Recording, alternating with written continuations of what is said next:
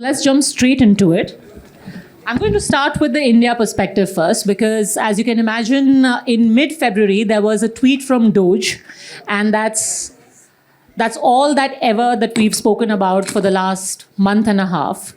And I'll just read out a part of what that tweet said. It said that $486 million were to be given to the consortium for elections and political process strengthening, including $22 million for inclusive and participatory political process in Moldova, and $21 million for voter turnout in India. Now, there were a lot of other things which were also mentioned, but Sanjeev Sanyal, at that time, you said, would love to find out who received the $21 million to improve voter turnout and the $29 million to strengthening political landscape in Bangladesh. Not to mention the $29 million spent to improve fiscal federalism in Nepal. USAID is the biggest scam in human history. How do you know that? Well, it may not be the biggest, but it is close. Let's start with the 21 million spent on trying to improve voter turnout in India. Turns out that India's voter turnout in national elections is 67%. That in the US is 56%. If anybody should be giving aid to somebody else to increase voter turnout, it should be India giving aid to the US, not the other way around. So the question is, why on earth is the US putting money into strengthening our democracy? It's doing perfectly well. I also don't understand why on earth they need to be strengthening atheism in Nepal, for example. So there is clearly something odd going on here. We have very good reason to believe that at least a significant proportion, perhaps not all, some money may be doing some good, who knows, but a significant proportion of that money certainly is used to push for all kinds of geopolitical, corporate, and all kinds of other interests of the source countries. This is not just true of USAID alone. This is true of all other kinds of aid as well. And there is now more than adequate evidence. For example, in Bangladesh, there's more than adequate evidence that a lot of this aid money was used to carry out a coup about a year ago. And in India as well, we can have a long discussion. You are in the journalism world. You know that many fishy protests, etc., tend to be funded with foreign money. So as a policymaker of a recipient country, let me say that I will not be grieving on the death of USAID. Dr. Alakija, what do you make of that? I saw you raising your eyebrows. I would have asked you a question, but let me tell you, when I was reading up about this session, I saw your tweet which said, this session is going to expose the myths and unveil the true faces behind the mask. So what he calls a scam, you call a myth. How is that? First of all, I want to understand why we're all so obsessed with the US and USAID. Why on earth is there this, when you said that that's all we talked about since whenever it was in February, why on earth are we so obsessed with the US? If America chooses to abdicate their position, which they have held since World War II as a global leader for about 80 years, if America chooses to walk away from that position, walk away from that door, then, quite frankly, from my perspective, from Africa's perspective, from India's perspective, and many others, what we should be saying is, thank you. Go make America great again and let us make the rest of the world great. There is no need for us to obsess over the United States of America. So let me come back to USAID. Sanjeev and I usually agree on many things. However, I do disagree that it is the greatest scam. But I do say that the mask has slipped. The veil has been ripped off. And not just of USAID, and not just of the US government, of donors in general, of donor countries in general. Everybody is talking about the US, but you know who's talking about it the most? It's people in America, it's people in the Western world. Why is that? Because the majority of the money went back to the US. It went back to the Western world. And it is there are people here from Denmark. There are people here from, I have a Danish friend here. Denmark's a nice country. I'm not going to talk about Denmark. There's people here from the UK. My husband's sort of kind of from the UK. But you know what I mean. There's people here from many countries who claim to give aid, but in reality, that money goes back to serve your own populations. So let us not demonize USAID. What you've got right now is a drama being played out. And in my household, I have one child and a dog. In my household, when a toddler plays up, you ignore it. Why are we obsessing over USAID? Let me tell you what it does for India. On a personal level, I am here to attend this meeting, and I'm also an invitee of Prime Minister and the Minister of Health for the 100 days of TB elimination, which will be on the 24th of March. That program has almost stopped now. There are people today dying of TB in this country because USAID funding has stopped.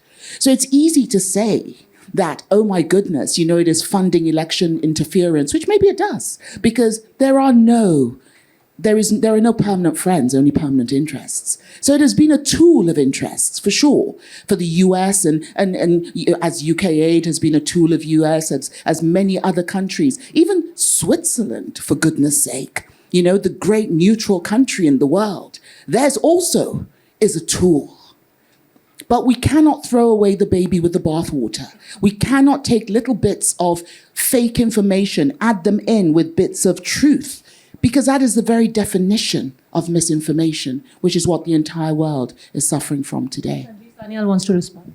Yeah, so let me say that you keep a country poor, cause all kinds of dissensions in that country, and say, oh, by the way, we'll also throw in a few things on some TB. By the way, we are entirely capable of funding our TB program. Thank you very much. We will continue to fund it, and I can assure you nobody is dying because of lack of money. There may be other issues of delivery, but nobody is dying of money in India because our TB program is shut down because USAID has disappeared. That is absolutely not true. Now, let me show you how much of this money, in agreement to some of these things, actually never comes to the shores here. For example, money is to encourage democracy, for example. What happens is this money actually goes into funding think tanks almost entirely in the North Atlantic, which then create rankings and indices of various kinds to try and sort of promote various kinds of European values, for example.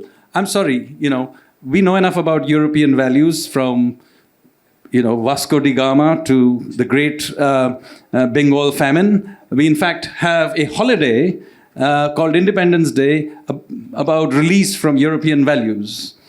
So the point here is this. We don't want interference. We will grow. We will look after our poor. What our irritation here is that you have created a system where essentially we are dissected using this money, which is supposed to be aid to us, in actually managing a global order and a rule-based order, which is then run by with this funding. Just to give you an example, the World Bank has something called the World Governance Indicators. Okay? This is a page, you can go on to it. It has a list of these democracy, freedom, all kinds of indicators. And these have real-world impact because eventually some of these feed into sovereign ratings and CBAM and all these kind of things. But what is amazing about it is the World Bank actually takes no accountability and responsibility for it. If you look at that same page, it goes to the bottom and says, the World Bank does not take any responsibility for these indicators. They are actually run by two random researchers. And if you go to those researchers, they say, no, we don't care. You go and talk to those think tanks. So we went and talked to the think tanks. And it turns out, we did some research into them. They're funded by the same 5 funding sources. USAID, Soros's Open Society, European Union something, Ford Foundation, Rockefeller. Same 5 chaps who then do what I call as legitimacy laundering, create a bunch of think tanks, which on top of which they care another layer of some other think tank, then they create some rankings, which then goes to the World Bank. So layer upon layer of legitimacy. All of this is done essentially to manage global narratives. And this is what that money is actually used for. So shouldn't India then be concerned about it? I mean, the doctor said, why are we obsessing about what US is doing, about USAID? But we have a very real example right in our neighborhood. Sheikh Hasina spoke of what happened in the run-up to the regime change there. Now we are hearing, not from any other source, but the President of the United States, that the same was being attempted in India. Don't we have reason to be worried? I think when it comes to democracy and when it comes to rules-based international order, I'm in violent agreement with Dr. Alakija. There are no permanent, what did you say? There are no permanent alliances, only permanent interests. And it's a very interesting and compelling way to approach the conversation this evening about USAID. I served in the first Trump administration as the Deputy Administrator and Chief Operating Officer of USAID, where I was responsible for the $40 billion annual budget of the agency that was delivered largely in the form of programs to 100 different countries around the world. And I think it's important for this audience here to understand, particularly since there are many members of this audience who are Raisina young fellows. And it's important for all of you who come from, it seems to me, like 40 different countries to build relationships with each other that are based on an understanding of that reality. Permanent interests. You'll be friends, but when you represent your countries, you're representing the national interests of your countries. America is the most generous country in the history of the world. There has never been a country whose citizens, whose taxpayers voluntarily contribute funding to the government to help people around the world, asking nothing in return. Now, one of the things that's been so fascinating to me, listening to various panels here at the Raisina Dialogue, is I present that as the American posture. And it is my reality. It is my true belief that this is what motivates the American government. But why do we do it? We do it because development is also a tool of our national security.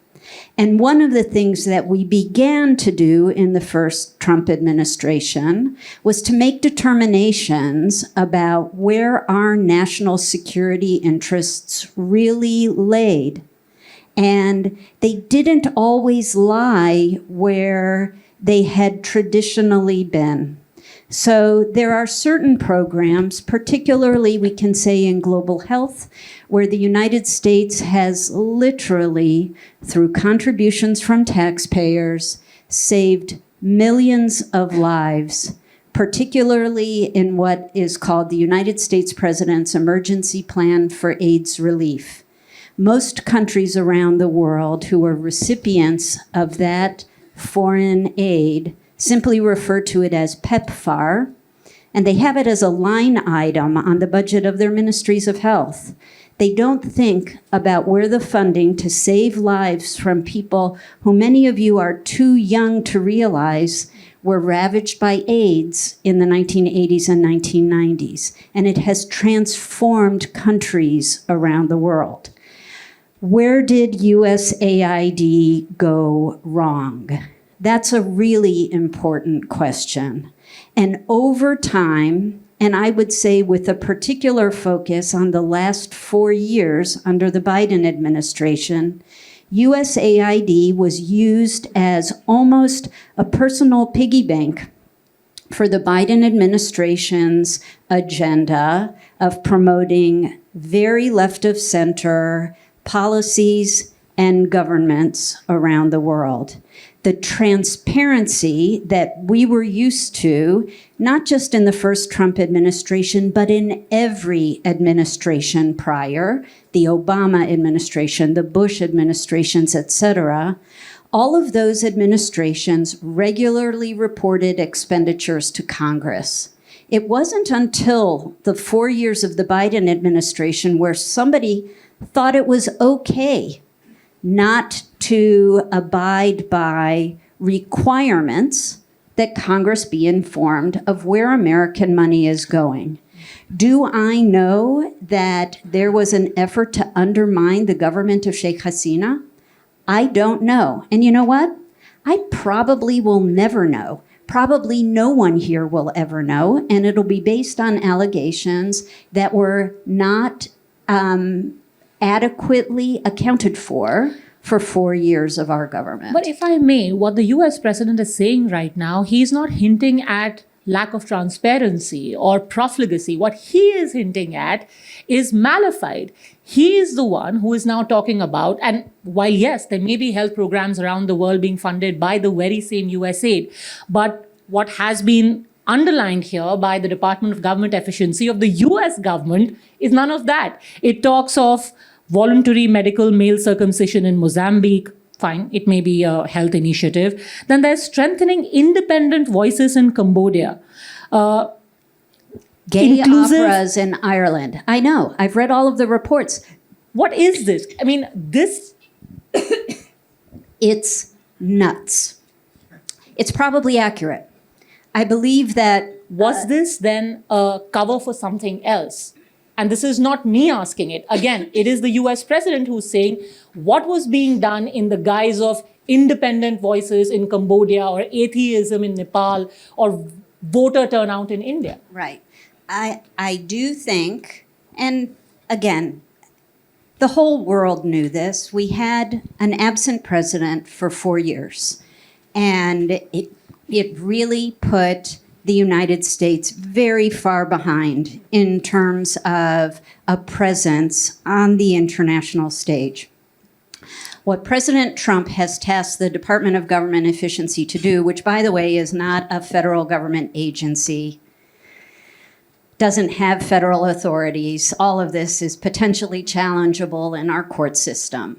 But that being said, it is highly credible, and they're looking at the ledgers of U.S. government funding to the extent that they're able to decipher much of what was done and finding outrageous spending.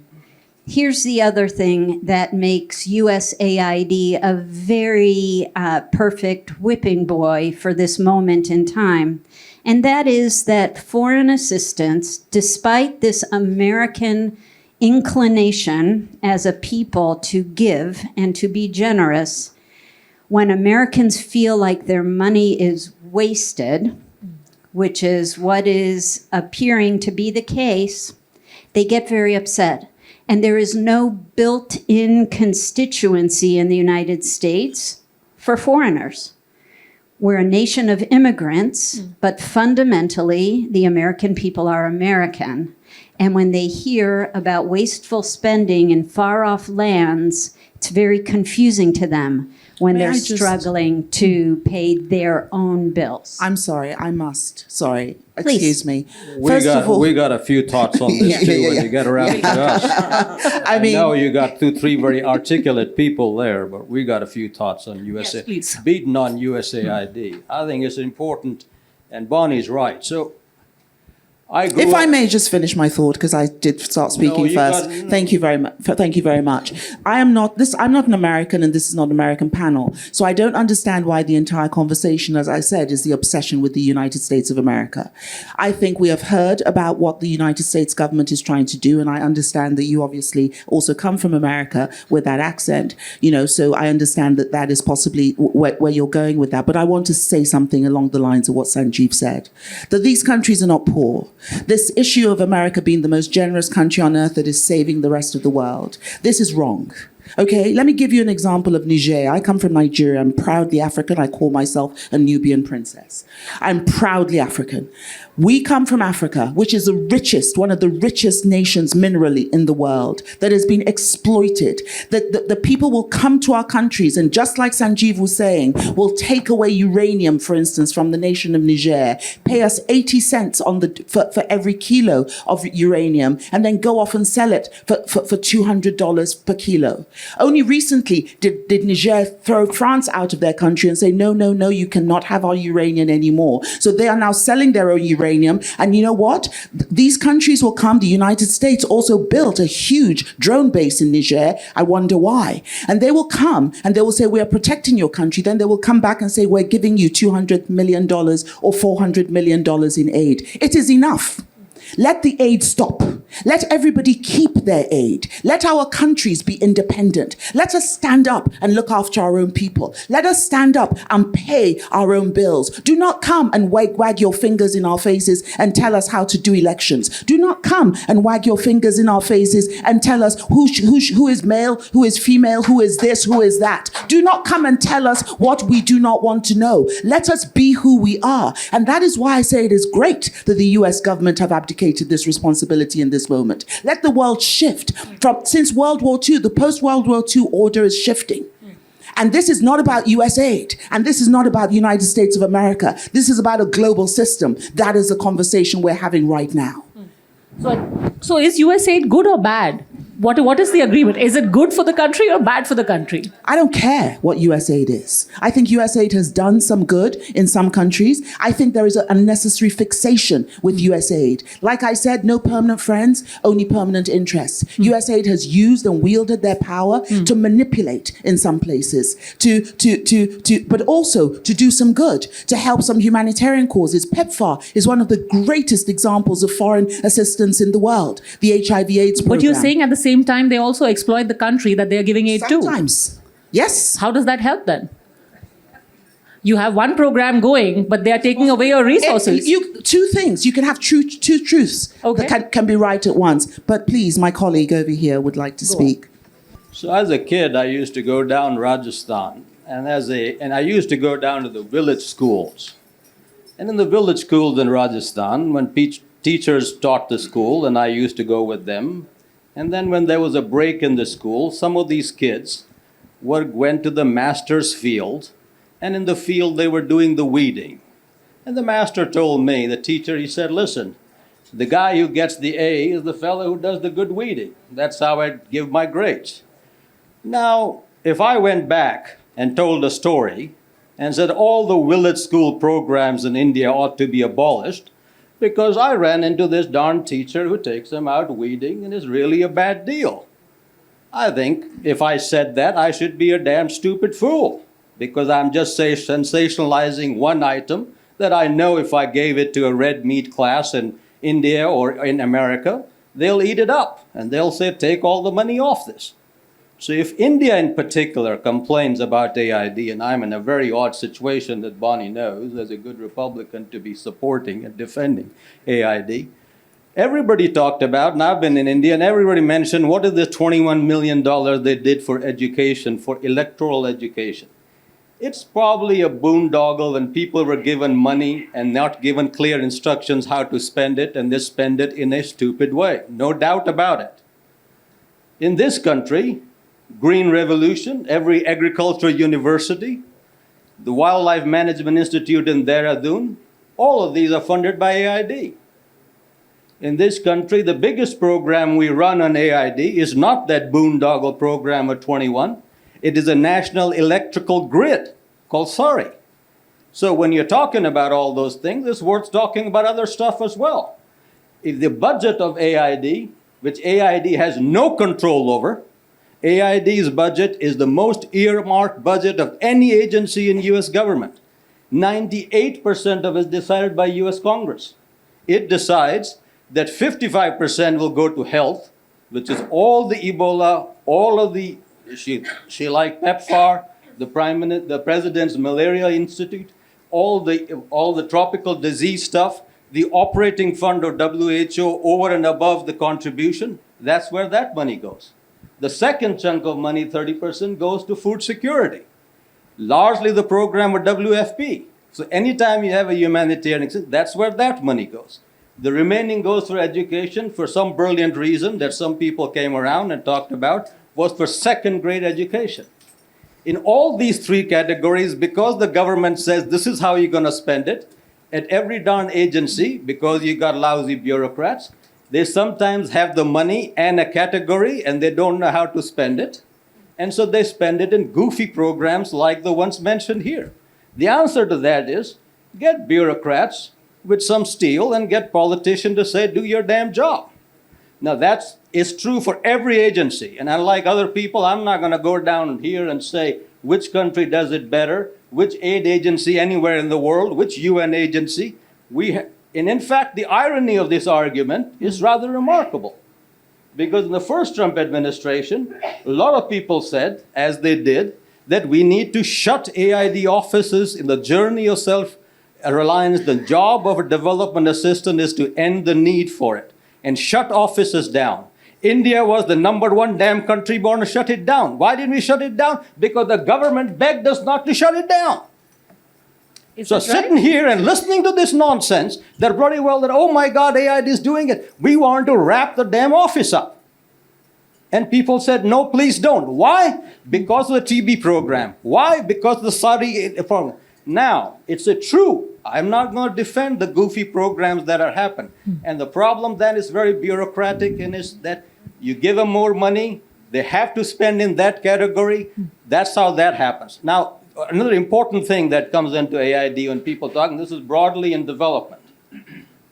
After, I think, Cold War, we went into this fear, and this is something is worthy, that was going to save the world, do good stuff here and there. People may agree or not. And most development agencies ended themselves finding in a very odd situation. Who is their constituency? The host countries don't like it. You heard the complaint from India and Niger. They don't like it. The taxpayers think the money ain't being spent right, which is also true. They say, what the heck, the money? What am I doing this for? The other sister agencies, state departments, they say, well, these guys are allergic to national interest. When we say, would you please do something for us, the State Department, AID says, I work for God, not for you, not for the taxpayer. I'm on a great development project. Who they like? You guys. They talk among the developments. I mean, I think it's NGO. We're sitting in the damn NGO organization here doing this boondoggle, and you're complaining about NGOs. So the people they talk about is development agencies going among development agencies and patting each other on the back and coming up with new cuckoo terms like transformative, that, and some other weird stuff here and there. That's what they talked about. And I think they needed a real jolt and a real purpose. But to say that the work that has been done is absurd in the totality, and to pick up bizarre, outlier, sensational stuff, and to ruin the history that has been such a remarkable history of development in the world, in Africa, in America, in Eastern Europe, it's beneath anybody who wants to do rigorous intellectualism on this. So then, Mr. Stock, is USAID becoming a victim of politics both in the United States and in the recipient countries, in India and elsewhere? So, good evening, first of all. Good evening. Good evening, everyone. Thank you for inviting me to join that panel. And I'm trying to find my role on that panel. And a few points of clarification. First of all, I cannot speak any longer on behalf of Interpol, but I can speak about what Interpol has been doing, particularly on the developmental part during the 10 years in which I was responsible for the organization. Secondly, Interpol is not an investigative body. It's an organization that supports its 196 member countries. I had the privilege as Secretary General of Interpol to visit round about 150 countries in this 10 years. So we have 4 regions: Europe, we are based in Lyon, Africa, the Americas, and Asia. Wherever I did go, the need was raised for capacity building and training. Wherever I did go, Europe, Asia, Africa, and the Americas. Why? Because the criminals, despite all the efforts, and I hope I'm not getting too long, but the criminals are becoming more dangerous, more global, more international, criminal activity more complex. And I said in some of my exit interviews, the world risks to lose the race against organized crime, cybercrime, and international terrorism. Not in a particular region, but all across the world. So I am so capacity building and training was and still is an important part of Interpol's mission. And of course, we really believe in Interpol that with the support of some countries who can help, supporting those who are in need, and everyone is in need, in all parts of the world, police forces are in need. Also in the region where I come from, in Europe, because of technological developments and so on. And we are happy that with the support of the United States, the G7, the European Union, and a few others, we are able in, that's our mission, making the world a safer place. Example, we help building border capabilities, border security capabilities in Asia, in Europe, in the Americas, and in Africa. We make sure with this support that we bring intelligence to the front lines of policing so that a police officer in Europe or in Africa or in any other part of the world can make a difference in a particular situation when a terrorist is going to travel or a member of an organized crime group. So this is of fundamental importance. How did we do that? Very briefly, the plan, the strategy, and the plan has been decided by the General Assembly of Interpol, 196 member countries. They decide based on a proposal from the General Secretariat where are the priorities. And then member countries can decide which program they are interested in supporting. Is that linked to national interests? Yes, but Interpol is a tool for national security and international security. And I would like to say here, if you are not using these multilateral frameworks sufficiently, you are not going to make the world a safer place. You are risking that terrorists, that organized crime groups are traveling, that the infrastructure, the criminal infrastructure is getting stronger, corruption is getting stronger in all parts of the world. And that is why I'm a strong advocate, and perhaps that's why I'm invited to this panel, of multilateralism. Because only then we are able to make the world a safer place, and security and safety in the sense of health, food, water, climate, and criminal activity at the end of the day. Last remark, of course, we did a lot in terms of accountability and safeguarding that there's transparency in how we use the money and what are we going to achieve. So plenty of audits, internally, externally, transparency, cooperation with NGOs, to be in a position to say, look, this is the return on investment. And there is a return on investment for every dollar spent on an international organization. Would you respond to all of these charges, Sanjeev Sanyal? Are we getting so caught up in the conspiracy theories that we're throwing the baby out with the bathwater, as many speakers have said? So let me say that, look, there's obviously good uses for global arrangements, monies, even aid. If you think of setting up of Interpol as aid, then I have no problem with that. I mean, clearly there are good uses for money from the world, from developed countries into these things, and that they are usually the ones who fund these bigger things, hopefully. But I think the real problem here is that too much of it is being made out to be that, oh, this is charity because, certain countries have a large heart and so on, and then they are therefore consequently should not be accountable for the kinds of things they do. I'm sorry, it is not obvious to me just because one particular category of 21 million was brought up, is that is the only thing in the kitty. As we get more and more information, we may have many more interesting things to say. And by the way, USAID is only one thing. I'll give you another story, which is I'm witness to. In the height of COVID, okay, you will remember at that time many things were breaking down: trade, finance, all kinds of things broke down. And international agencies at that time weren't very helpful. The UN wasn't being very helpful. The WHO certainly wasn't being very helpful. So at that time, the only organization that was sort of functioning was the G20. And so they decided that they were going to write a set of basic protocols to keep the world economy going. And it was called the Global Action Plan. And it was given to a group called the Framework Working Group, of which I happened to be the co-chair. So I actually wrote the Global Action Plan on which basic protocols on which the world economy functioned for 2 years. But this is not about that. While I was putting this document together, at the very last stage, suddenly, certain countries handed me 4 paragraphs on health that I had to add. Now, this is very odd because the whole thing was really about finance and economics and stuff that I know. And, the Framework Working Group is purely a finance track. It's not supposed to do health. Nevertheless, there was enormous pressure on me from a whole bunch of representatives of various countries of the G20 to include this. What was it? It was to include these paragraphs, some of which was all general stuff, but there was one paragraph that was very interesting. It basically said, and remember, this is April of 2020. The lockdowns have just happened, there's complete chaos. This paragraph says, today we do not have vaccines. But in future, one day we will have vaccines. At that time, there will be great amount of inequality because there is a handful of countries who can produce vaccines and most countries can't. Therefore, this power should be handed over to a donor-funded agency called CEPI. It's an Oslo-based agency. You can all read about it. I'm going to name them because I have all the documentation for it. Suddenly, I found this very strange. Now, I am not trained in health economics. I'm a finance guy.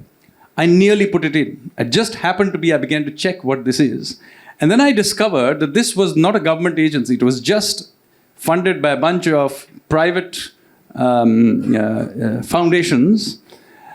CEPI was nearly given the right to essentially distribute the world's vaccines.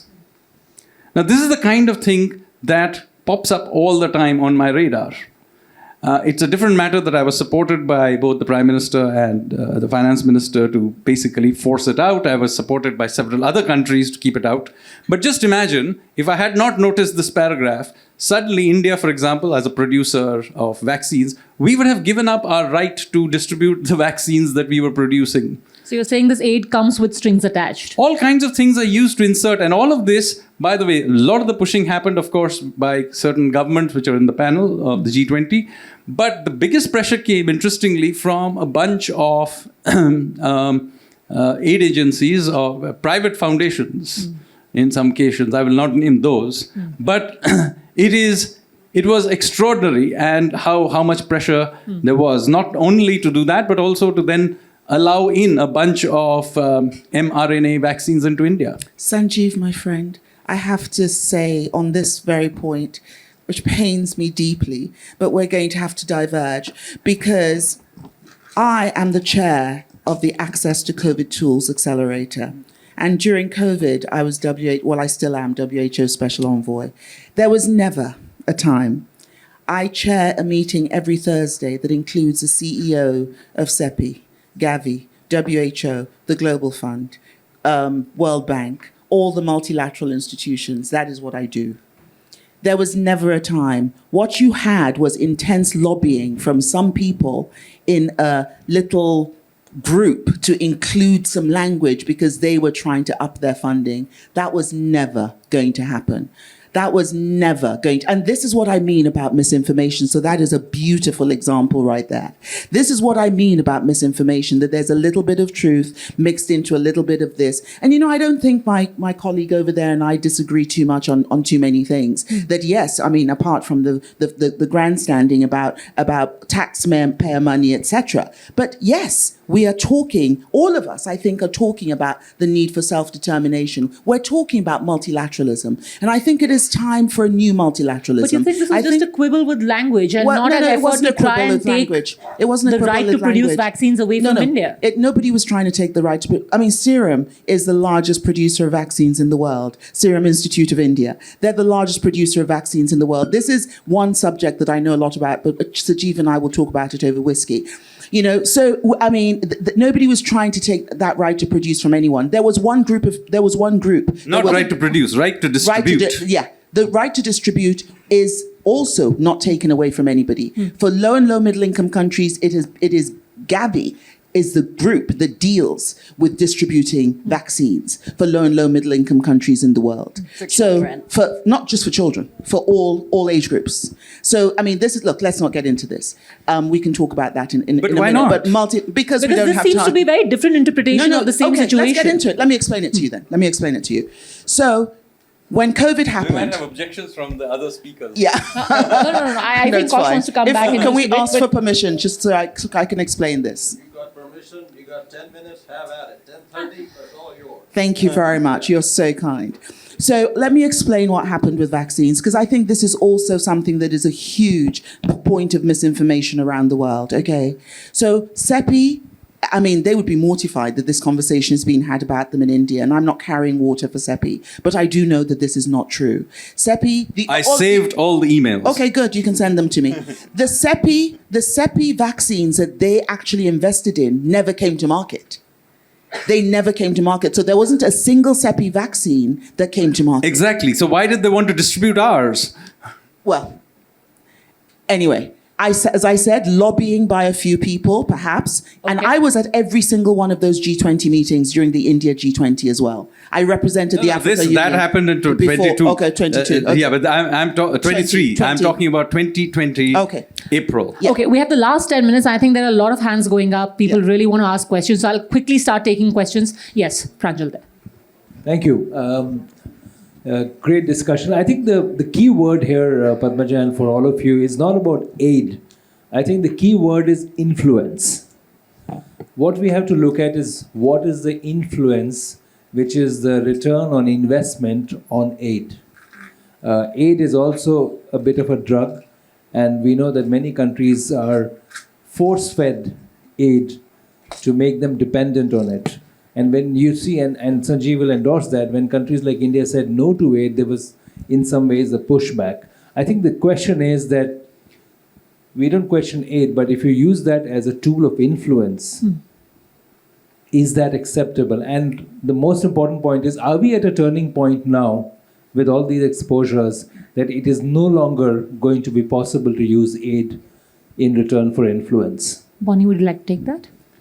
Sure, it's an interesting question. And I think that it actually, I wanted to jump on something that Jürgen said about Interpol that I think is highly relevant here. And that is this concept of multilateralism and the global world order and who influences there and how they gain influence. And one of the about this dialogue is the absence of representatives, as far as I can tell, from the People's Republic of China. And obviously, that's a deliberate action taken by the sponsors of the Raisina dialogue, but it is a gaping hole because there's a distinct difference in the use of foreign assistance between the aid that comes from donor countries who are part of the OECD and from China's Belt and Road Initiative, and what the underlying end game is for countries and their use of foreign assistance. I go back to my point that the United States is the most generous country in the history of the world.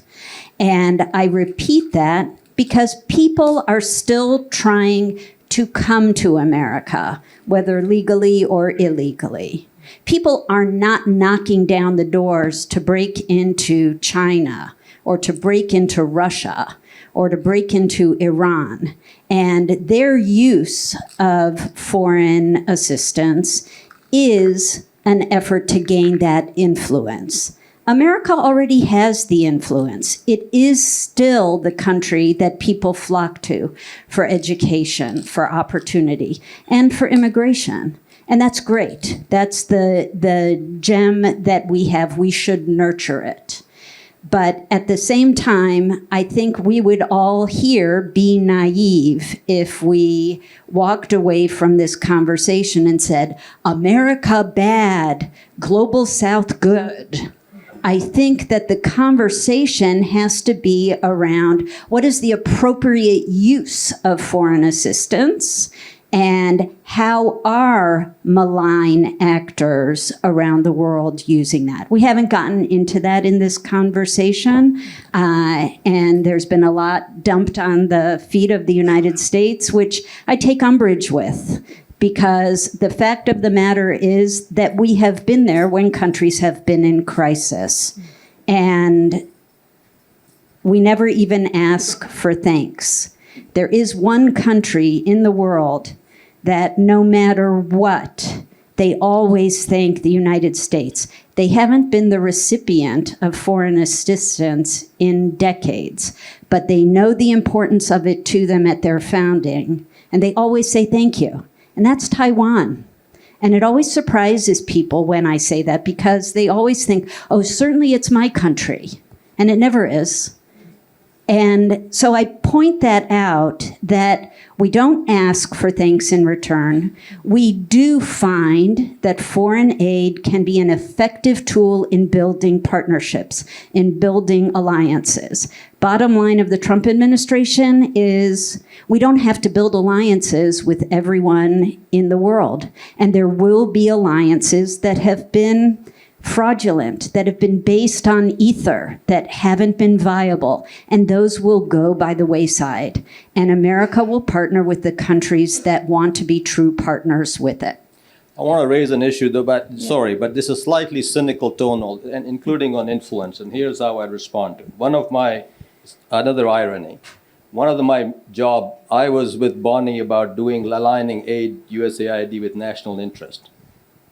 Among other things, not leaving India was to help India build its AID, the Development Partnership Agency, DPA. Now, a cynical person would look at it like you did, that the only reason, because India's DPA is largely started in Afghanistan and working in your near neighborhood. But I would say that Indian people actually may go beyond cynicism and influence and try to perhaps help the Nepalese, the Bangladeshi, the Sri Lankans, the Bhutanese, and the Afghans. And so this idea of just looking and equating everything, and more importantly, everybody here, all of us are living on glass houses. So throwing stones with this sort of idiocy of one over to, I got this, I'm not going to go it because I give you the courtesy that you're not doing influence, you're doing in Afghanistan, you spend $1.2 billion to do good, not just to screw Pakistan. I'll give you that. Okay, another important thing, it's really damaging for this kind of nonsensical conversation because it's a gotcha conversation. The conversation should have been, aid has been good, aid has failed, how do we make aid better?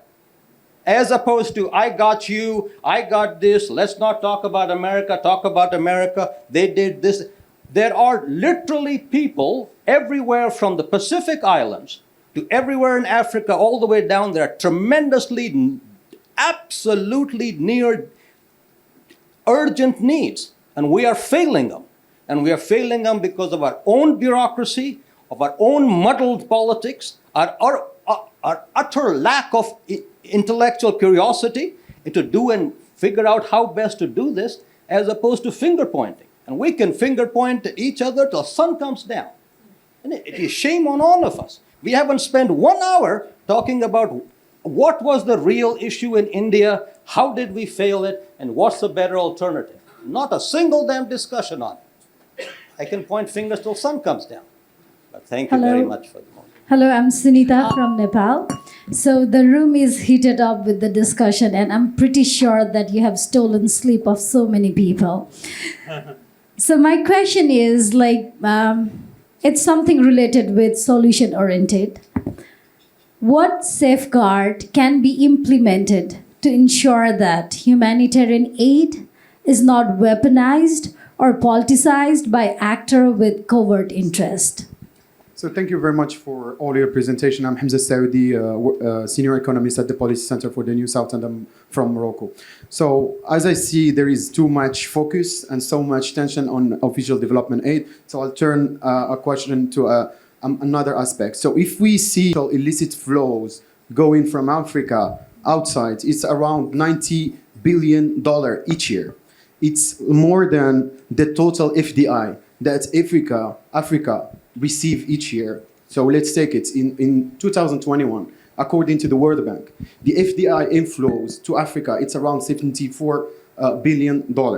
If we see the official total development aid, it's only about $62 billion, which is less the total official aid, including USAID and etc., is much less than the illicit financial flows moving from Africa. So that's bring me to my question. So from your point of view, so how can we, because this, we should be careful about that. This is because of an issue of corruption inside Africa, but also outside, because without the help from outside, this money will not go out from Africa. And that's my question. How can foreign assistance help this money don't move out from Africa to other countries. Thank you Okay, very can much. we take the ladies' question first with Dr. Kalakisha, and then Jorgen, if you can please take that question.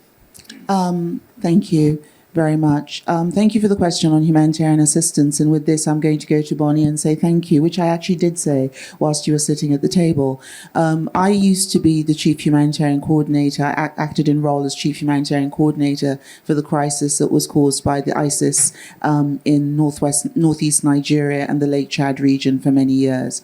And at that point in time, humanitarian assistance, the DART team actually was deployed from the United States to assist in that instance.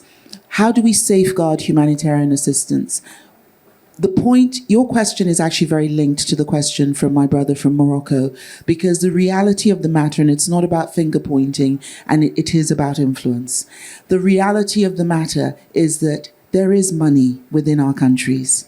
There is, which was my example about, Niger and the uranium and the 80 cents it is per kilo, and it's then sold on for 200 per kilo, and then we're given back aid. The issue is self-determination. I believe in multilateralism. I believe very strongly in multilateralism, but I think that the world that was built post-World War II is now broken. That order is over. And that was a point I made right at the beginning. That post-World War II order was built in the image and the likeness of those that it was built to protect. I have said that before at Raisina Forum. It was built in the image and the likeness of Europe and of America. And now the rest of the world has grown up. Many of our countries in Africa had not even yet attained independence at that time in 1947, 1948, when the Bretton Woods institutions were brought up. And so it is not an equal playing field. The Foreign Secretary of India said earlier, during a dinner that I was earlier today, he talked about the fact that it's good that we can all be at the table, because at this point in time in history, many of us are trying to find tables to be at.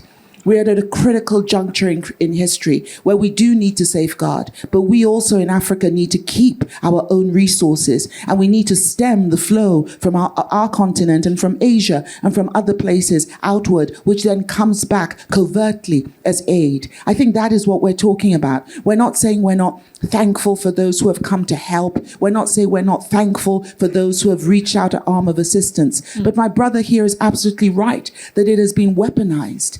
Aid has been weaponized in many parts of the world. It has been weaponized in one form or another, because it has been weaponized in the form of, I can tell you what to do because I am, he who pays the piper dictates the tune. So how do you safeguard against it? How do you safeguard against it is by having strong self-determination as individual countries. It's Would you having like to add to strong that, please? countries. Very briefly, regarding the international fight against crime, there is the saying, the chain of the international response is as strong as its weakest link. That very much, and the weak links are everywhere. They're not exclusively on one continent. And so first remark. Second remark, what I have put a particular focus on is clear rules and regulations. First of all, on every little detail, agreed by the General Assembly, so that I can say the legitimacy comes from my highest decision-making body. You have decided these rules, and my responsibility is to strictly executing the rules. A very simple example: we have been running a program to allow underrepresented countries who have never had the opportunity to send somebody into Interpol because of a lack of financing, a financial support program. And there were some countries who were offering financial support with interest. Yes, there are always interests. Of course, I mean, there's maybe a blurred line from where an interest becomes an illegitimate interest. But what we did is we introduced the rules because the country said, oh, I want to decide which countries can send people to Interpol. I said, no, we are deciding it. We decide which country, which officer, and which position. So we are in the driver's seat. And if the country wants to make a financial contribution, they can do it into the program, but we are deciding. So strict rules and regulations and executing it brutally. All right, thank you very much. Thank you for your questions, and thanks very much to everyone on the panel. A round of applause, please. Thank you.